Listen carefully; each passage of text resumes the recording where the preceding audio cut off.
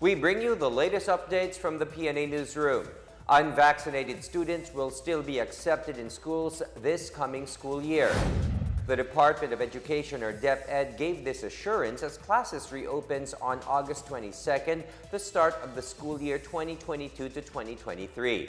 DepEd spokesperson Attorney Michael Poa said the department has no separate guidelines for vaccinated and unvaccinated students and staff. He also clarified that vaccination against COVID-19 remains voluntary. As of Tuesday, POA said there are already been 13.1 million enrollees for the school year. First-day enrollees were also higher at 3.3 million compared to last year's 220,000. More lawmakers are supportive of the loan condonation program for agrarian beneficiaries. In a laging handa briefing, Agrarian Reform Secretary Conrado Estrella III said the proposed law aims to waive the loan amortization fees, including the interests of agrarian reform beneficiaries. President Ferdinand Marcos Jr. in his State of the Nation address mentioned the need for Congress to pass a law that will lift the burden of ARBs who have loan dues. This, he said, would enable farmers to concentrate on farm productivity. About 650,000 farmers are said to benefit from it. Ang ating mahal na Pangulo ay maglalabas ng isang executive order para magkaroon ng moratorium sa payment of the amortization fees as well as itong mga interest. Yun yung sinabi niya doon sa kanyang SONA. Ang gusto ng ating mahal na Pangulo ay maipasa ito as soon as possible. Siyempre, no? Yan ang kanyang instructions. Now, noong linggo, kami ay nag-usap-usap na nila Senator Amy Marcos because she also filed the bill. Meron din mo siyang na-i-file na panukalang batas na tungkol dito sa condonation dito sa New Emancipation Act. Marami rin hong senador, katulad ni Senator Chis Escudero, na kausap ko po siya, meron din hong siyang ifa-file din na bill. At sa Congress, marami rin silang magfa-file ng ganyang bill.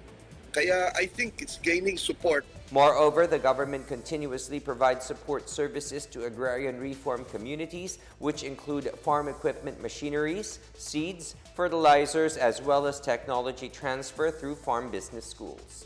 Alam mo ninyo, ang pagsasaka hindi ho tsamba-tsamba yan. Ito this is a science.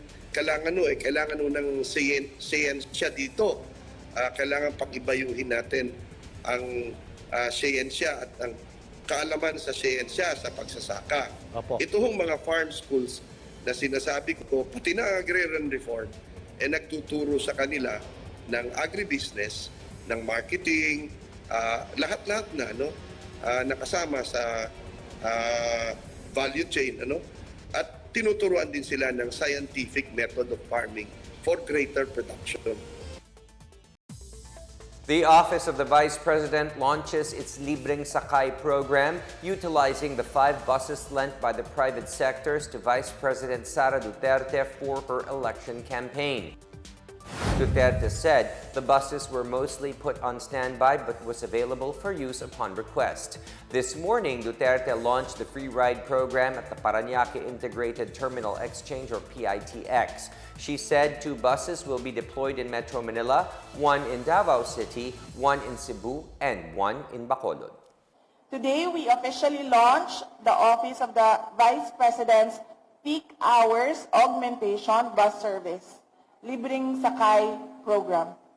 We hope that through this program, we will be able to provide relief to some of our fellow Filipinos who rely on public transport for their daily commute to work, to school, and to many other places.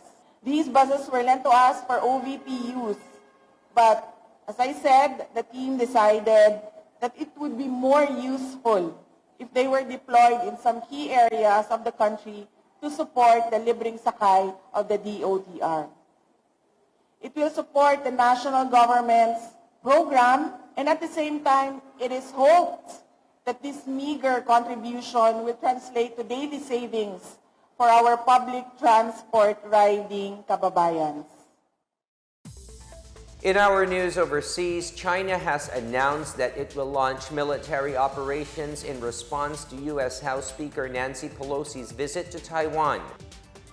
The Chinese Defense Ministry said the People's Liberation Army will hold targeted operations on land and sea around Taiwan to defend China's sovereignty and territorial integrity. The announcement came shortly after Pelosi landed in Taiwan, the first for a U.S. House Speaker in 25 years. Pelosi will meet Taiwanese President Tsai Ing-wen and also engage with Taiwanese lawmakers. Earlier, China summoned the U.S. ambassador to Beijing over Pelosi's trip to Taiwan as it warned of great consequences of violating the One China principle. Taipei has insisted on its independence since 1949. And that is the latest from the PNA Newsroom. Stay tuned for more updates on the biggest stories throughout the day. I am William Theo. Good day, everyone.